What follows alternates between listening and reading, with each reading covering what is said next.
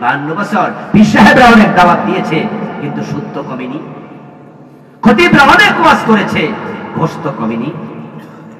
বক্তারা কত ওয়াজ করলো মাঠে ময়দানে, অনাচার তো কমেনি। ইসলাম তো সমাজে আসেনি। তাবলীগ জামাত গাট্টি কাঁধে নিয়ে নিয়ে মানুষের বাড়ি বাড়ি গেল, তাবলীগ জামাত নামাজের দাওয়াত দিল, বাংলাদেশের সবচেয়ে বড় ইজতেমা করলো। ওই রেজাল্ট কি হলো? ইসলাম তো কায়েম হয়নি। এখন আলেমদের উচিত হচ্ছে গভীর ধ্যানে মগ্ন হওয়া, যে কি করা যায়। পরিকল্পনা করো, পরিকল্পনা করলেই প্ল্যান তৈরি হবে, মাথায় আসবে। ধ্যান করো। প্রিয় নবী ধ্যান করছে। চিন্তা করো, যেভাবে চলছে এভাবে হবে না। আলেমদের ঐক্যমত্য হওয়া লাগবে, মতামত ভুলে যেতে হবে, ইখতিলাফ ভুলে যেতে হবে। যার ইখতিলাফ যেখানে আছে সেখানে রেখে দাও। হানাফি, শাফি, মালিকি, হাম্বলি সবাই মুসলিম, আহলে হাদিস, সুন্নি, জামাত সবাই মুসলিম। আমরা ভাই ভাই হয়ে যদি কোরআনের পক্ষে এক হয়ে যেতে পারি, এদেশ ইসলাম কায়েম হতে 6 মাসও লাগবে না। 6 মাসও। এটা টুপিওয়ালার দেশ, দাড়িওয়ালার দেশ, নামাজের দেশ, মসজিদের দেশ, পীরের দেশ, তাবলীগ জামাতের দেশ। এই দেশে ইসলাম থাকবে না কেন?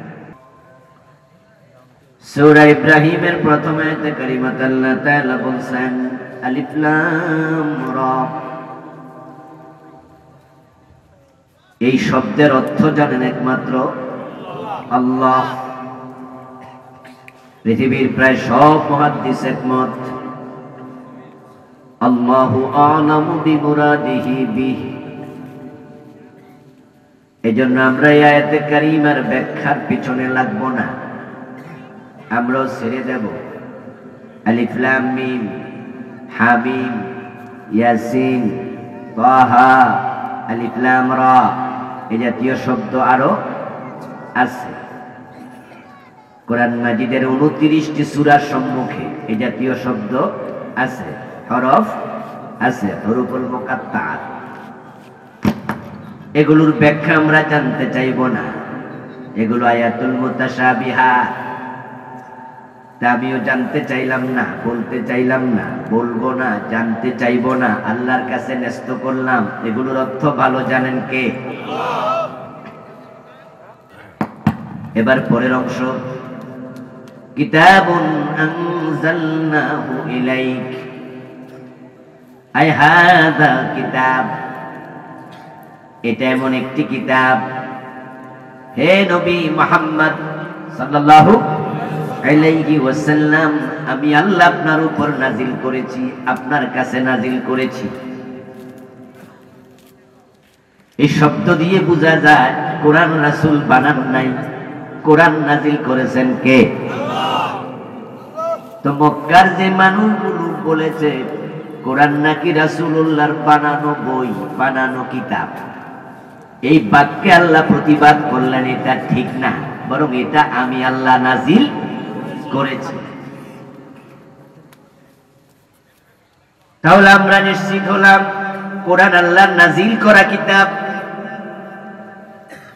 সূরা বাকারা শুরুতে একই কথা বলেছেন, যালিকাল কিতাব লা রাইবা ফি, উহা এমন একটি কিতাব যাতে সন্দেহ নাই। এই বাক্য দিয়েও বোঝা যায় এটা রাসূল বানায় নাই, এটা মানুষের কালাম না। কারণ দুনিয়ার কোন মানুষ তার লেখা বইতে সন্দেহ নাই, ভুল নাই, এমন দাবি করার মতো ক্ষমতা নাই।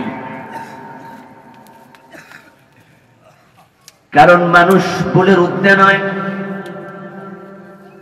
আপনি যত বড় মানুষ হন, যত পণ্ডিত হন, আপনার উপরও পণ্ডিত পৃথিবীতে ফাওকা কুল্লি যী ইলমিন আলীম, জ্ঞানীর উপরে জ্ঞানী আছে। তাই আপনি যা ঠিক মনে করেন, আপনার সে বড় পণ্ডিতের কাছে ঠিকের মাঝেও ভুল থাকতে পারে। তাই পৃথিবীর কোন লেখক কোনদিন দাবি করেনি তার বই নির্ভুল, বরং সব লেখক ভূমিকাতে লেখে ভুল হতে পারে, কারণ নজরে পড়লে আমারে জানাইয়েন, আমি এটা পরবর্তী সংস্করণে সংশোধন করব, জানালে ধন্যবাদ দেব, কৃতজ্ঞ থাকব। কারণ প্রত্যেক মানুষ জানে তার সীমাবদ্ধতা আছে, কিন্তু আমার আল্লাহ বলে লা রাইবা ফি, ভুল দূরের কথা, এর মাঝে সন্দেহের কোনো অবকাশ। কিতাবুন আনজালনাহু ইলাইক, ও প্রিয় নবী, আমি আপনার উপরে কিতাব নাজিল করেছি। কেন করেছেন? সূরা বাকারা শুরুতে বলছেন হুদাল লিল মুত্তাকিন, আর এই আয়াতের মাঝে বললেন লিতুখরিজান নাসা মিনাজ যুলুমাতি ইলান নূর। শব্দ দুই রকম, উদ্দেশ্য একটাই। যারা মুত্তাকি হতে চায় আমি এই কিতাব তাদের জন্য হেদায়াতকারী বানাইয়া পাঠাইছি। এই কিতাব তাদেরকে মুত্তাকি বানাবে, হেদায়াতের পথ দেখাবে, জান্নাতের রাস্তা দেখাবে। লিতুখরিজান নাসা মিনাজ যুলুমাতি ইলান নূর। ও প্রিয় নবী, অন্ধকারে ডুবে থাকা, গোমরাহিতে ডুবে থাকা মানুষগুলোকে আপনি কোরআনের মাধ্যমে আলোর পথ দেখাবেন। এজন্যই আমি কোরআন পাঠাইছি।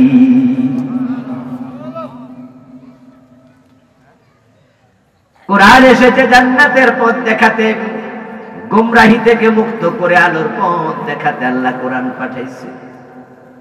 চুমু খাইয়া তাকে রাখার জন্য আল্লাহ কোরআন পাঠায় নাই। ভালোবাসি ভালোবাসি বলে বুকে জড়াইয়া ধরে রাখবেন, তারপরে আবার তেলাওয়াত করে তাকে রেখে দেবেন। জিনে ধরলে ফু দিয়া জিন তোড়াইয়া দেবেন, আবার মাঝে মাঝে আয়াত লেখা গলায় ঝুলাইয়া দেবেন। মা বাবা মারা গেলে 5 জন 7 জন গোল বইয়া চারপাশে কোরআন তেলাওয়াত করে খতম করে দোয়া করে দেবেন। এই জন্য আল্লাহ কোরআন নাজিল করেন নাই। এটা বড় দামি কিতাব, এটা দামি উদ্দেশ্যে এসেছে। চুমু খাবেন, ভালোবাসবেন, তেলাওয়াত করবেন, সব ঠিক আছে, কিন্তু উদ্দেশ্য সেটা নয়। উদ্দেশ্য হলো কোরআন জীবনে মেনে চলবেন। আর যে কোরআন মানবে, কোরআন গ্রহণ করবে, কোরআন তাকেই অন্ধকার থেকে আলোর পথে নিয়ে আসবে। অসুস্থ রোগী ডাক্তারের কাছে গেল, জ্বর মেপে ডাক্তার ওষুধ লিখে দিল, 3 বেলা প্যারাসিটামল ওষুধ খাবেন। এখন রোগী স্লিপ আইনা বাড়ির বইয়া 3 বেলা এটা তেলাওয়াত করতেছে। সকালে একবার প্যারাসিটামল প্যারাসিটামল প্যারাসিটামল, দুপুরে আবার, সন্ধ্যায় আবার। এইভাবে তেলাওয়াত করলে জ্বর যাবে তো? আমার প্রিয় বন্ধু, কি ওষুধ ডাক্তার লিখেছে সেটা জানা, সেটা পড়া, সেটা দেখা, সেটা তেলাওয়াত করা, এটাও জরুরি। না জানলে কিনবেন কেমনে? এই জন্য পড়বেন, লেখাটা সংরক্ষণ করবেন, আবার যা লিখেছে এর আলোকে ঔষধ সেবন করবেন। এখন শুধু কোরআন পড়ে, কোরআন মানার লোক খুবই কম। এটা রমাদান আসছে, ঘরে ঘরে খতম পড়বে। হাফেজা কোরআনরা রমাদান মাসে মসজিদগুলোতে খতম তারাবিতে কোরআন খতম করবে। কত লক্ষ বার পড়া হবে আস-সারিকু ওয়াস-সারিকাতু ফাকতাউ আইদিয়াহুমা। চোর পুরুষ হোক আর নারী হোক, ধরে ধরে হাত কেটে দাও। এই বাংলাদেশে রমাদান মাসে কত লক্ষ বার এই আয়াত পড়া হবে তার হিসাব নাই। কিন্তু 52টা বছরে আল্লাহ বলল চোর নারী পুরুষ হাত কাটো। এটা আমল করছি আমরা কয়বার? কথা বলেন না কেন? আমল হয়েছে? যে শুধু প্যারাসিটামল প্যারাসিটামল তেলাওয়াত হয়েছে, ওষুধ খায় নাই। তেলাওয়াত হলো, আমল হলো না।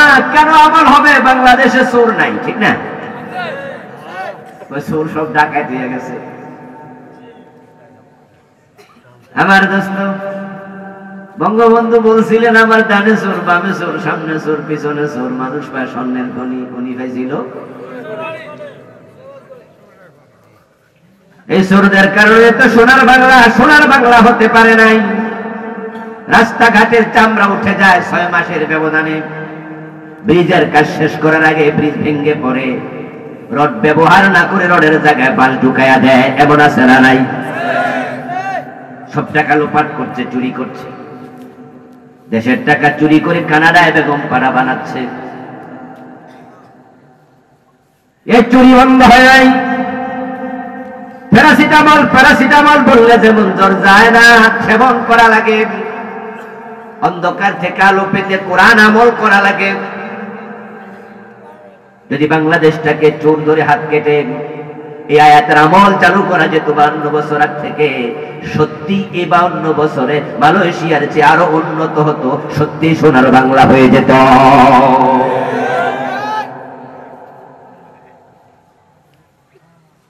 ও প্রিয় ভাই, তেলাওয়াত পর্যন্ত সীমাবদ্ধ। ভালোবাসা দেখালেন, আমল করলেন না। এই ভালোবাসা সত্য ভালোবাসা নয়। ছেলে মায়ের কপালে চুমু দেয়, হাতে চুমু দেয়, পায়ে চুমু দেয়, কিন্তু মারে বাদ দেয় না। মাইসে জিগাইলে কয় আমার মারে আমি খুব আদর করি। শুনলাম তোর মা নাকি 3 দিন না খায় রয়েছে। কয় হ্যাঁ, তো বাদ দিলি না? কয় মিয়া এইটা আমার কাম না, ওইটা ছোট ভাই করুক, বড় ভাই করুক, আমি শুধু আদর করব। এই যে মায়ের হাতে চুমু দিলা, পায়ে চুমু দিলা, কপালে চুমু দিলা, ভাত খাওয়াইলা না, এটা ভালোবাসা না ভণ্ডামি? 92% মুসলমানের দেশ। আল্লাহর কোরআনের আইন কোথাও পাওয়া যায় না, শুধু তেলাওয়াত পর্যন্ত সীমাবদ্ধ। অথচ নবী মুহাম্মদুর রাসূলুল্লাহ সাল্লাল্লাহু আলাইহি ওয়াসাল্লাম তো বলেছেন, আমার মেয়ে ফাতেমা চুরি করলে আমি ফাতেমার হাতটাও কেটে দেব। এটাই তো ইসলাম।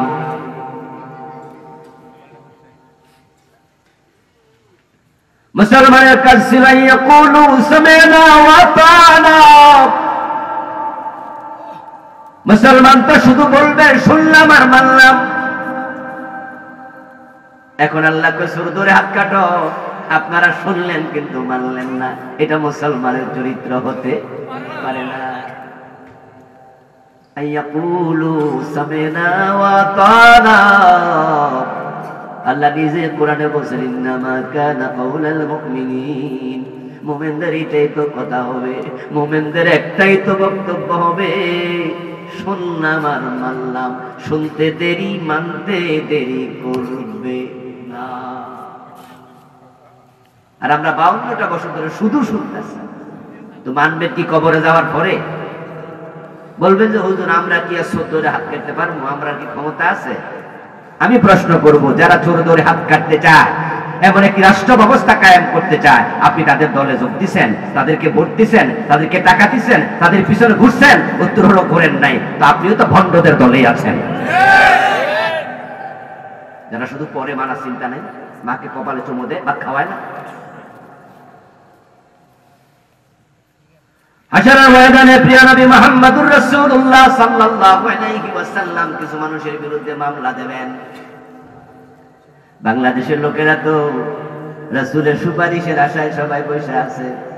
আমল যতই কম থাকুক, শাফাতের আশা আছে বেশি, ওই ক্ষেত্রে ফার্স্ট। এই জন্য বেনামাজি বেরোজদারিও কই আছেন আমার মুক্তার, আছেন আমার ব্যারিস্টার, শেষ বিচারের হাইকোর্টে তিনি আমায় করবেন বার, আমি পাপি তিনি জামিনদার, টন্ডনাটন টন্ড তরা বাজায়। শাফাতের আশাটা অনেক বড়। শাফাত হক, শাফাতু হাক্কুন। যে নবী শাফাত করবেন শফিউল মুজনিবিন, ওই নবী কিছু মানুষের বিরুদ্ধে আল্লাহর আদালতে মামলা করবেন। এখন সে মামলার আসামি যদি আপনি হন, আপনার জন্য সুপারিশ করবে কে? রাসূল নিজে তো মামলাকারী বাদী। কার জন্য মামলা করবে? এবার কোরআন থেকে শুনুন। وقال الرسول يا رب إن قومي اتخذوا هذا القرآن مهجورا। আল্লাহ বলছে আমার রাসূল সেদিন বলবো, আমার রব, আমার জাতি, আমার উম্মত, আমার এই মানুষগুলো আমার রেখে আসা কোরআন তারা পরিত্যাগ করেছে। আমি রক্ত দিয়া, দাঁত দিয়া, আমার শরীরের ঘাম জড়ায়া, রক্ত জড়ায়া কোরআনটাকে আমি মদিনায় প্রতিষ্ঠিত করে এসেছিলাম। কিন্তু আমার পরে তারাই কালেমা পড়ছে, কোরআন পড়ছে, কিন্তু কোরআনকে সমাজে প্রতিষ্ঠা করার চেষ্টা করে নাই, বরং তারা নিজেরাই বাদ দিছে। ও আমার রব, এই লোকগুলোর মামলা আমি দিলাম, আপনি বিচার করেন। এ কোরআন যারা পরিত্যাগ করবে আল্লাহ তাদেরকে কিয়ামতের দিন অন্ধ বানায়া তুলবে। শুধু তেলাওয়াত করার নাম, কোরআন আঁকড়াইয়া ধরা না, বরং তেলাওয়াত করতে হবে মানার নিয়তে, পূজার নিয়তে। এখন মানার কোনো চিন্তাই নাই, সবাই শুধু কোরআন শরীফ পড়ে। আমাদের প্রধানমন্ত্রীও নাকি কোরআন শরীফ বছর 1 খতম 2 খতম দেয়। সালমানে প্রমাণ তো প্রতি মাসে নাকি 1 বার খতম দেয়। কোরআন শরীফ কে না পড়ে? আপনাকে আমি বুঝাচ্ছি, পড়ে তো সবাই, কে না পড়ে? ঢাকা শহরে সূরা তারাবি হয় রমাদানে, এমন মসজিদ মনে হয় খুঁজেই পাবেন না। শুধু মসজিদে খতম তারাবি হয় তা না, বিভিন্ন আপনার বড় বড় অ্যাপার্টমেন্টে, সব অ্যাপার্টমেন্টে মসজিদ থাকে। অফিসের মাঝে মসজিদ বানায়, অস্থায়ী মসজিদ, এটার নাম দেয় নামাজ ঘর। এভেলেবেল কোরআন খতম হয়, এবং ঢাকাতে 10 দিনে খতম হয় এমন মসজিদ অনেকগুলা, দিন দিন ভাড়া। মাশাআল্লাহ, রোজার মাস প্রতি অক্ষরে 10 নেকি, অন্য সময় রমজান মাসে 700, আরো বেশি, আরো বেশি নেক কামাইতে হবে, জান্নাতে যেতে হবে। তাই 10 দিনে খতম। মাশাআল্লাহ, কোরআন প্রেমিক আমার আল্লাহ কয় জানিয়াতু ওয়াজানি ফাজলিদু কুল্লা ওয়াহিদিন মিনহুমা মিয়াতা জালদা। জিনাকারিনী নারী, জিনাকারী পুরুষ, তাদেরকে ধরে 100 করে বেত দাও। 10 দিনে খতম শেষ। আল্লাহরে জানাই দিছি, আল্লাহ তোমার কোরআন কইরা লাইছি। আল্লাহ কয় জিনাকারীরে 100 বেত লাগাইতে কইছি। 52 বছরে কয়দিন লাগাইছো তাকে হেডা ক।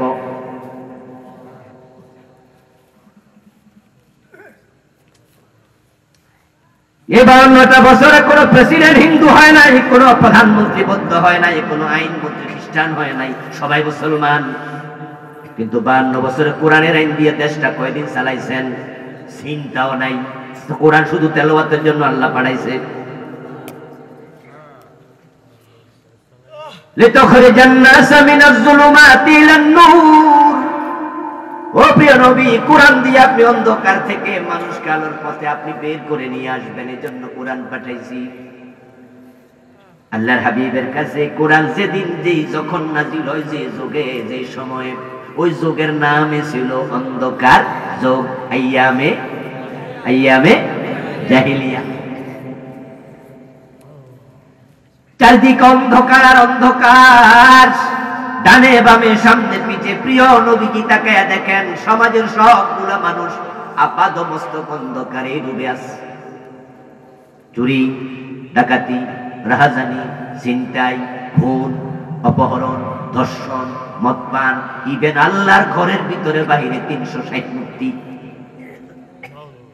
ইব্রাহিম আলাইহিস সালাম যে ঘরটাকে তাওহীদের ঘর বানাইছে, এ মক্কার জালেমগুলো এটাকে শিরকের ঘরে রূপান্তরিত করে দিছে। আপনি কি ভাবতে পারেন আল্লাহর ঘরের ভিতরে তারা মূর্তি ঢুকাইয়া পূজা করতেছে? কোথায় গিয়েছিল তারা? আল্লাহর ঘরের ভিতরে। আচ্ছা, আমাদের বাংলাদেশে মসজিদ, আলহামদুলিল্লাহ গ্রামে মসজিদ আছে, এখানেও কি মসজিদ হবে নাকি শুনলাম? আচ্ছা, ভিত্তিপত্র স্থাপন হয়ে গেছে অলরেডি।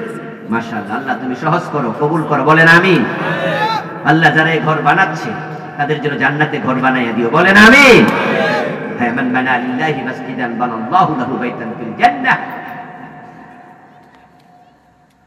আমার বন্ধু, আপনাদের এলাকায় যে মসজিদ আছে, বলুন তো এলাকার কোন হিন্দু যদি তার দুর্গা দেবীটা আমাদের মসজিদের ভিতরে মেহরাবের উপরে বসায়া রাখে, আর আমরা চোখে দেখি, আমরা তার কি মাথা ফাড়াইলাম না?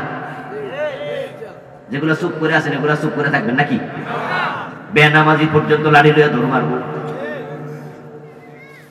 বেনামাজি যে নামাজ কালাম করে না, এও সহ্য করবো না। বলবো কি, মসজিদের ভিতরে কেডারে দেবী আনছে, প্রয়োজনে শহীদ হয়ে যাবো। আর আল্লাহর ঘরের ভিতরে বাহিরে 360টা দেব দেবী। আপনি ভাবতে পারেন তার আল্লাহর ঘরকে কোথায় নামাইছিল? নাফাক বানায় দিছে। ছেলে মেয়ে মা বাবা সবাই একসাথে বসে মদ পান করত। কন্যা সন্তান জন্ম নেওয়ার অপরাধ, মেয়ে বলে জন্মিল কেন? মেয়ে হয়ে জন্ম নেওয়ার কারণে বাবা জীবিত মেয়েটাকে মাটির নিচে কবর দিয়ে দিত। ওয়াইদাল মাউদাতু সুইলাত বিআইয়ি যামবিন কুতিলাত, জীবিত কবর দিত। সুন্দরী যুবতী নিজের বাড়ি থেকে যদি কয়েক মাইল দূরে কোনো আত্মীয়ের বাড়িতে বেড়াতে যেত, প্রতিমধ্যে কয়েকবার দর্শিতা হতো, ইজ্জত কেড়ে নিত, গায়ের গহনা লুট করে নিত, এবং তার কোলে যদি শিশু বাচ্চা থাকতো, বাচ্চাটাকে কোল থেকে কেড়ে নিয়ে বাজারে দাস বানাইয়া বিক্রি করে দিত। ইজ্জতের নিরাপত্তা নাই, সম্পদের নিরাপত্তা নাই, নিজের কোলের শিশু সন্তানের নিরাপত্তা নাই। জগৎটা, সমাজটা কত নিচে গেছে, এত নিচে নেমেছে, হয়তো তার নিচে নামার কোনো জায়গা অবশিষ্ট আর ছিলই না। এই যে ধর্ষিতা হতো, বোনেরা ইজ্জত নষ্ট করত, তার বাবা চোখের পানি ছেড়ে দিয়ে কাঁদত, কিন্তু বিচার পাওয়া দূরের কথা, ওই সমাজে বিচার চাওয়ার জায়গাটা ছিল না। কার কাছে বিচার চাইবেন? হে তো আরেক দর্শনকারী। রাসূলুল্লাহ সাল্লাল্লাহু আলাইহি ওয়াসাল্লামের বয়স 17। তাগড়া যুবক আব্দুল্লাহর ছেলে মুহাম্মদ সাল্লাল্লাহু আলাইহি ওয়াসাল্লাম দেখলেন পুরা সমাজটা অন্ধকারে তলিয়ে গেছে। তিনি মাথা তুলে দাঁড়িয়ে গেলেন। একটা সমাজকে এভাবে অন্ধকারে ডুবে যেতে দেয়া যায় না, এটাকে টেনে তুলতে হবে, আলোর পথে আনতে হবে। কিন্তু এত বড় জগদ্দল পাথর একা সরাবেন কেমনে? এজন্য সম্মিলিত চেষ্টা লাগবে। তাই 17 বছর বয়সে সমবয়সী যুবকদেরকে নিয়ে একটা সংগঠন বানালেন, নাম দিলেন হেল্পফুল হুজুর। সংঘবদ্ধ প্রচেষ্টা লাগবে, একা একা হবে না। এই যে আজকে বাংলাদেশে কোরআনের বিধান নাই, কেউ আইন মানে না, কোরআনের চলছে 52টা বছর ব্রিটিশ আইনে। ব্রিটিশরা বলেছে চোর ধরে জেলে দাও, আল্লাহ বলেছে চোর ধরে হাত কেটে দাও। কথা ছিল আল্লাহর আইন মানবেন, মানতেছেন ব্রিটিশ আইন। আল্লাহ বলেছে জেনা করলে পাথর মারো, অবিবাহিত হলে বেত মারো। ব্রিটিশরা বলেছে না, তাকে জেলে দাও। আর মিউচুয়াল জেনা যদি হয়, মিউচুয়াল সেক্স হয়, অভিযোগ না করে কোনো বিচার করা লাগবে না, সেই আইনেই চলছে। আল্লাহ রাসূল বলছে মদ পান করলে 80 বেত দিতে হবে। ফারুক আজম ওমর নিজের সন্তানকেও রেহাই দেন নাই। আর বাংলাদেশে ব্রিটিশরা বলছে জেলে দাও, তাদেরকে 80 বেত দেয়া যাবে না। এই 52টা বছর আল্লাহর আইন যে নাই, কারণটা কি? কারণ একটা সম্মিলিত প্রচেষ্টা নাই, বরং কোরআনের আইন লাগবে। এটা অনেক আলেমরাও বুঝে না, সাধারণ মানুষ তো বুঝেই না, আলেমরা পর্যন্ত চুপচাপ। হাজার হাজার আলেম দিন আছে যারা কোরআনের আইনের ব্যাপারে একবারে নির্বিকার। আমি কিটা করতাম, আমার হুজুর কোরআনের আইন লাগবো নি, লাগবো নি মানে আল্লাহর কাছে লাগবো না তো হুজুর আপনি কিছু করছেন নি? হ্যাঁ, আমি কিটা করতাম, আমি মাদ্রাসায় পড়াই, হুজুরগিরি করি। ক্লাসের মাঝে উনি কিতাবুল জিহাদ, কিতাবুল মাগাজি পড়াইতে যাইয়া জামা খুলে লাগবো, এত জিহাদের তসবা রাস্তায় না।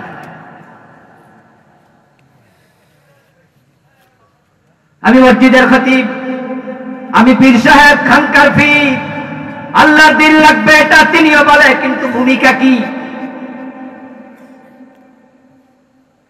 ও দোস্ত আমার, বাড়ি বানাতে হবে। কয় জি। আপনি কি সিদ্ধান্ত নিয়েছেন? কয় হ্যাঁ। তাহলে ঘরে বসে আছেন না বাজারে ইট কিনতে গেছেন, সিমেন্ট কিনতে গেছেন, মিস্ত্রি ঠিক করছেন, রড দোকানে গেছেন? ওইগুলো তো না করলে বাড়ি হইব কেমনে? তাহলে মাশাআল্লাহ ভালোই তো বোঝেন, বাড়ি লাগবে বসে, ঘরে বসে থাকেন না বলে অনেক কাজ আছে, সব করলেন। আল্লাহর দিন লাগবে কিন্তু কোনো কামে পাওয়া যায় না, লাগবে পেয়ে ঘরে বসে থাকে। সম্মিলিত প্রচেষ্টা লাগবে। এজন্য কোরআনের ব্যাপারে আল্লাহর বক্তব্য হলো আ'তাসিমু বিহাবিলিল্লাহি জামিআন ওয়া লা তাফাররাকু। আমার রশি কোরআন, হাবলুল্লাহ কোরআন, ইসলাম। তো তোমরা আমার কোরআনকে, সব মুসলমান তোমরা যারা 92% আছো না, তোমরা 92% যারা আছো সবাই মিলে একসাথে আমার কোরআনকে আঁকড়াইয়া ধরো। বলেন তো 92% মুসলমান আমরা সবাই যদি বলতাম যে আল্লাহর কোরআনের আইন থাকতে ব্রিটিশ আইনের দরকার নাই, ডাস্টবিনে ফেলে দাও, তাহলে বাংলাদেশে 8% কাফের, তারা কি কোরআনের বাহিরে চলার সাহস করতো? ব্রিটিশ আইন কি সমাজে থাকতো, আদালতে থাকতো? সম্মিলিত ভাবে আমরা ধরিনি, যারা কোরআন ধরনি সাবধান, রাসূলুল্লাহর মামলা খাইবা। এই যে আমরা মাঠে ময়দানে ওয়াজ আসলে এগুলো বলি, এই সিজনে কত ডজন ডজন বার এই ওয়াজ করছি, চান্স পাইলে বলছি। একথার অর্থ এই নয় আমি বলে যাওয়ার পরে ইসলাম কায়েম হয়ে যাবে, এত সোজা না। এরপরও বলতেছি একটা কারণে, হাসরের ময়দানে আমি মামলার আসামি যেন না হই, আমি যেন বলতে পারি আল্লাহ এই কোরআনের কথা আমি বলেছি, নিজে শিখেছি, নিজে বুঝেছি, সেটা সমাজে যেন বাস্তবায়ন করা যায়। এই জন্য আন্দোলন করেছি, মাহফিলে বলেছি, মিছিল মিটিং করছি, বই কাগজ লিখছি। তুমি দেখো আমার আমলনামা, আমার দয়া করে মাফ করে দাও। এই বলা গুলা যেন আমার নাজাতের উসিলা। কিন্তু আপনাকে রাসূল যখন মামলার আসামি বানাবে, আপনার নাজাতের মাধ্যম কি? এই যে 52টা বছর কোরআন আপনারা ছেড়ে দিয়ে চলছেন ব্রিটিশ আইনের সাথে তাল মিলাইয়া, আল্লাহ আপনাদের সবগুলাকে যারা ওদের সাথে তাল মিলাইছেন হাসরের ময়দানে অন্ধ বানাইয়া তুলবে। আজকে চোখ আছে, সেদিন চোখ থাকবে না। আল্লাহর বক্তব্য, মান আ'রাদা আন যিকরি ফাইন্না লাহু মাঈশাতান দানকা ওয়া নাহশুরুহু ইয়াওমাল কিয়ামাতি আ'মা। নাউযুবিল্লাহ পড়েন। আল্লাহ তাআলা বলেন, যারা আমার জিকির, আমার কোরআন থেকে মুখ ফিরিয়ে নিল, মুখ ফিরিয়ে নিল, এ কোরআন নিয়ে সামনে আগায় নাই, ধরে নাই ভালো করে, আমি আল্লাহ তাকে দুনিয়ায় সংকীর্ণ জীবন দেব, বিপদ দেব, মুসিবত দেব। এবং সেটাই তো শুরু হয়েছে। মুসলমানরা যখন কোরআন থেকে মুখ ফিরিয়ে দিছে, তামাম দুনিয়া মুসলমান মাইর খাওয়া শুরু হয়েছে।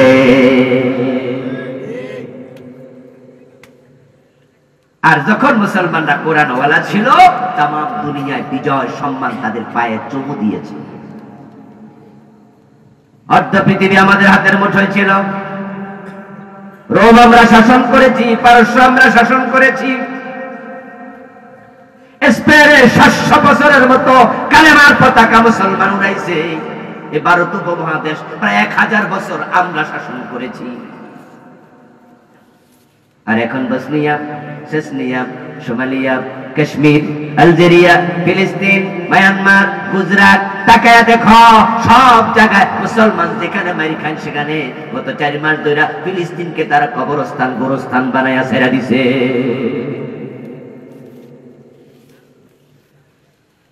200 কোটি মুসলমান আছে, 65 মুসলিম রাষ্ট্র আছে, 57টি ওআইসির সদস্য আছে। পাকিস্তানের মতো পরমাণু অস্ত্রধর রাষ্ট্র মুসলমানদের সাথে আছে। তুরস্কের মতো আধুনিক সমরাস্ত্রে সজ্জিত সেনাবাহিনী আমাদের সাথে আছে। কাতার, দুবাই এর মতো দেশ, কোটি কোটি ডলার, যাদের বাটি খুললে স্বর্ণের খনি পাওয়া যায়। আল্লাহ এত কিছু দিল, ফিলিস্তিনের মুসলমান মাইর খাবে কেন? কেন মাইর খাবে? আল্লাহ বলছে, তোমাদেরকে আমি জীবন সংকীর্ণ করে দেব। وما لكم لا تقاتلون في سبيل الله والمستضعفين من الرجال والنساء والبلدان। কোরআন তোমরা ছাড়ো নাই। যদি তোমরা বলো আমরা কোরআন ছাড়ি নাই, তোমরা মিথ্যুক। কোরআন যদি তোমরা ধরতা, ফিলিস্তিনে দৌড়াইয়া ঝাঁপাইয়া যাইতাম।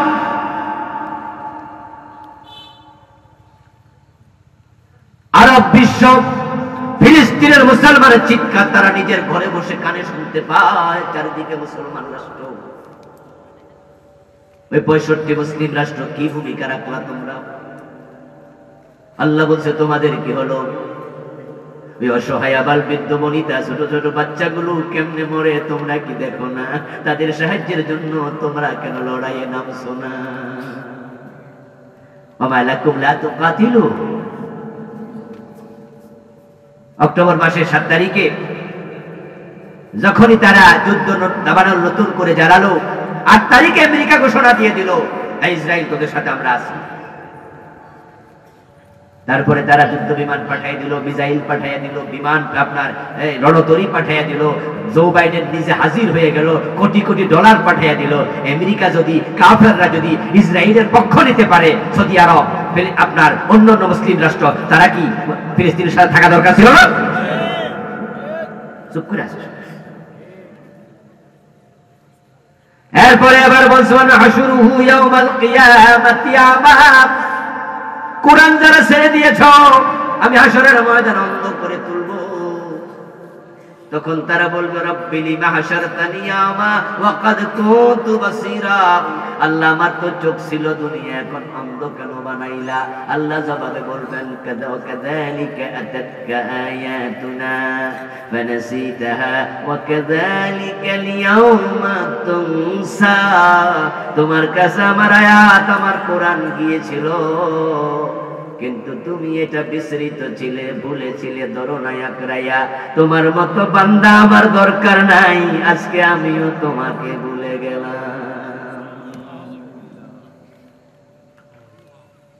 আমরা যারা সাধারণ মানুষ, আমরা কি ফিলিস্তিনে যেতে পারবো? সুযোগ আছে? আল্লাহর হাত থেকে আমাদের বাঁচতে হলে কি করতে হবে? এই যে বলতে হবে, ফেসবুকে লিখতে হবে, পত্র পত্রিকায় দিতে হবে। আমাদের সামর্থ্য যতটুকু একসাথে মিছিল মিটিং করে দুনিয়াকে জানাতে হবে যেটা জুলুম, থামো থামো। আমাদের সরকারকে আমাদের বাধ্য করতে হবে। ও বাংলাদেশ গভর্নমেন্ট, সৌদি সরকারকে বলো ওয়াইসি সম্মেলন যেন ডাকে। কি লাগবে চাপ দাও, সবাই মিলে একটা প্রতিরোধ করে তোলো। যদি আপনার অন্তরে তামান্না থাকে, আপনার সামর্থ্যের আলোকে আপনি কষ্ট পান, তাহলে আল্লাহ দেখবে কলবের খবর, আশা করা যায় আপনি মাফ পাবেন। আর আপনিও যদি বলেন যে এরা মায়ের খেলে আমরা, প্রিয় নবীনা বলছেন মুমিনুনা কাজাসাদিন ওয়াহিদ ইজা ইশতাকা আইনুহু ইশতাকা কুল্লু ইজা ইশতাকা রাসুহু ইশতাকা কুল্লু। মুসলমানরা এক দেহের মতো, এক দেহের মতো যদি হয়, চোখে ব্যথা হলে হাত ঘুমায় না, হাতে ব্যথা হলে পা ঘুমায় না, মাথা ব্যথা হলে পুরো শরীর সজাগ থাকে, তো তারা মায়ের খেলে তুমি কষ্ট পাওয়ার কথা না?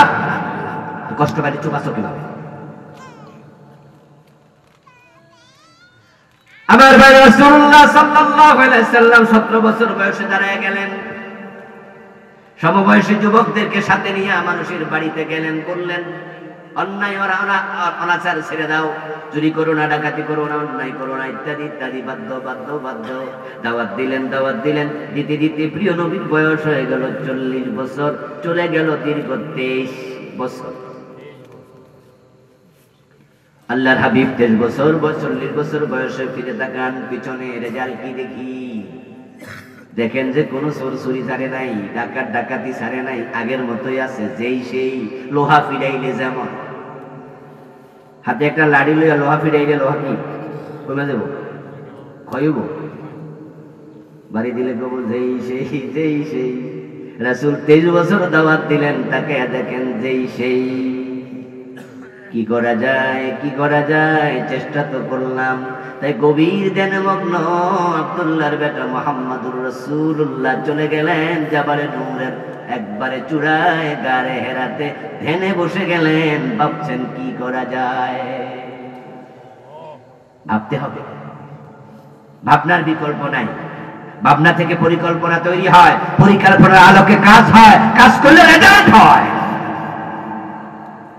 প্রিয় নবী ভেবেছেন আলেমুল আমাদেরকে বাংলাদেশের ভাবনায় ঢুকতে হবে। 52 বছর পীর সাহেবরা অনেক দাওয়াত দিয়েছে, কিন্তু সত্য কমেনি। খতিবরা অনেক ওয়াজ করেছে, ঘোষ তো কমেনি। বক্তারা কত ওয়াজ করলো মাঠে ময়দানে, অনাচার তো কমেনি। ইসলাম তো সমাজে আসেনি। তাবলীগ জামাত গাট্টি কাঁধে নিয়ে নিয়ে মানুষের বাড়ি বাড়ি গেল, তাবলীগ জামাত নামাজের দাওয়াত দিল, বাংলাদেশের সবচেয়ে বড় ইজতেমা করলো। ওই রেজাল্ট কি হলো? ইসলাম তো কায়েম হয়নি। এখন আলেমদের উচিত হচ্ছে গভীর ধ্যানে মগ্ন হওয়া, যে কি করা যায়, পরিকল্পনা করো। পরিকল্পনা করলেই প্ল্যান তৈরি হবে, মাথায় আসবে, ধ্যান করো। প্রিয় নবী ধ্যান করছেন, চিন্তা করো, যেভাবে চলছে এভাবে হবে না। আলেমদের ঐক্যমত্য হওয়া লাগবে, মতামত ভুলে যেতে হবে, ইখতিলাফ ভুলে যেতে হবে। যার ইখতিলাফ যেখানে আছে সেখানে রেখে দাও। হানাফি, শাফি, মালিকি, হাম্বলি সবাই মুসলিম, আহলে হাদিস, সুন্নি, জামাত সবাই মুসলিম। আমরা ভাই ভাই হয়ে যদি কোরআনের পক্ষে এক হয়ে যেতে পারি, এদেশ ইসলাম কায়েম হতে 6 মাসও লাগবে না। 6 মাসও। এটা টুপিওয়ালার দেশ, দাড়িওয়ালার দেশ, নামাজের দেশ, মসজিদের দেশ, পীরের দেশ, তাবলীগ জামাতের দেশ। এই দেশে ইসলাম থাকবে না কেন? রাসূলুল্লাহ সাল্লাল্লাহু আলাইহি ওয়াসাল্লাম প্রেরণ করছেন। আল্লাহ তাআলা ওনার কলবের দিকে তাকিয়ে দেখেন যে আমার বান্দা মুহাম্মদ ইবনে আব্দুল্লাহ, আহারে তার অন্তরে সমাজ পরিবর্তনের কত আকাঙ্ক্ষা, অন্তরটা পুরা সারাক্ষণ এইমুখী, কেমনে মানুষকে ভালো করা যায়।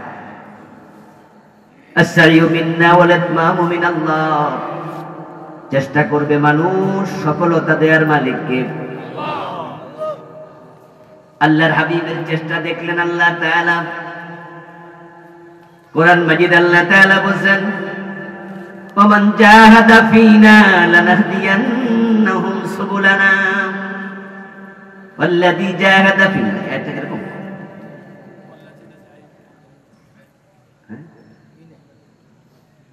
জাহাদু والذين جاهدوا فينا لنهدينهم سبلنا। একটু কনফিউজ তাই চালাই করবে না। বাংলা অর্থ হলো, আমি আল্লাহর পথে যারা চলতে বদ্ধপরিকর হয়, আমি আল্লাহ নিজ থেকে তাদেরকে সে পথে চলা সহজ করে দেই। ইন তানসুরুল্লাহ ইয়ানসুরকুম, তোমরা আগে আগাও, পা বাড়াও, আমি আল্লাহ তখন সাহায্য পাঠাইয়া দেব। আরে আগে তো আগাতে হবে কোরআন। প্রিয় নবীজি যখন ধ্যানে বসে গেলেন, জিবরিল আমিন এসে গেল। ইকরা বিসমি রাব্বিকাল্লাযী খালাক, পড়ো পড়ো তোমার রবের নামে। এসে গেল কোরআন, হয়ে গেলেন নবী। এবার আল্লাহ রাসূলুল্লাহকে বলে, ইয়া আইয়ুহার রাসূল বাল্লিগ মা উনজিলা ইলাইকা মির রাব্বিক। ও আমার রাসূল, 23 বছর চেষ্টা করেছেন, রেজাল্ট হয় নাই। এবার কোরআন এসেছে, আপনি মানুষের কাছে এবার কোরআনের দাওয়াত পৌঁছায়া দেন। বাল্লিগ মা উনজিলা ইলাইকা মির রাব্বিকা, আপনার রবের পক্ষ থেকে যেটা আসছে এটার মেসেজ এবার দেন। মুহাম্মদুর রাসূলুল্লাহ সাল্লাল্লাহু আলাইহি ওয়াসাল্লাম কোরআন নিয়ে দাঁড়ায় গেলেন। কে আছো? কে আছো? আল্লাহর কোরআন গ্রহণ করবে, আমি নবী, আমার মেসেজ গ্রহণ করবে। কে আছো? আবু বকর আব্দুল্লাহ দিয়া দিল, আমি আছি, 1 নাম্বার মুসলিম। মা খাদিজা বলেন, আমি আপনার সাথে আছি, নারীদের মাঝে প্রথম মুসলিম। গোলাম জায়েদ হাতরা দিয়া বলো, আমিও আছি, বালকদের মাঝে প্রথম মুসলিম। হযরত আলী রাজি হয়ে গেলেন, ওসমান, এভাবে আস্তে আস্তে করে 1.25 লক্ষ সাহাবী তৈরি হয়ে গেল। আইয়াকুলু সামি'না ওয়া আতা'না, সবার একটাই মন, একটাই চিন্তা, আমার আল্লাহ আমার রাসূল যা বলে শুনতে দেরি, মানতে আর দেরি নাই। মানতে শুরু করলো, দাওয়াত দিতে দিতে প্রিয় নবীর বয়স হয়ে গেল 63। চেষ্টা শুরু হলো 17 বছর বয়সে, 40 পর্যন্ত চেষ্টা হলো 23। আবার 40 থেকে নতুন চেষ্টা শুরু, এখন বয়স 63, আবারও গেল 23, আগেও 23, পরেও 23। কি চমৎকার কম্বিনেশন, দারুণ মিল। প্রথম 23 বছরে জিরো, পরিবর্তন হয়নি। আমার আল্লাহকে কোরআন দিলাম, লিতুখরিজান নাসা মিনাজ যুলুমাত, অন্ধকারে ডুবে আছে মানুষগুলো, এবার কোরআন দিয়ে আলোর পথ দেখাও, অন্ধকার থেকে বের করো। এই আয়াত প্রমাণ করে 23 বছরের রেজাল্ট হয় না, সব অন্ধকারে ছিল।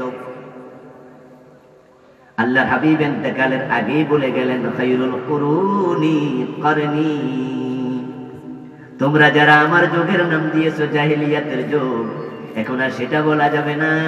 এমন পরিবর্তন হলো, আমার যুগ হয়ে গেল পৃথিবীর সর্বশ্রেষ্ঠ যুগ। প্রথম 23 বছরে জিরু, পরের 23 বছরে ফলে ফুলে সুশোভিত তামাম দুনিয়ার সর্বশ্রেষ্ঠ হিরু। কারণ তো একটা, প্রথম 23 বছরে কোরআন ছিল না, পরবর্তী 23 বছরে কোরআন আছে না নাই? এখন তিনি ওহির বাহিরে কোনো কথা বলে না। মা ইয়াতিকু আনিল হাওয়া ইন হুয়া ইল্লা ওয়াহয়ুন ইউহা।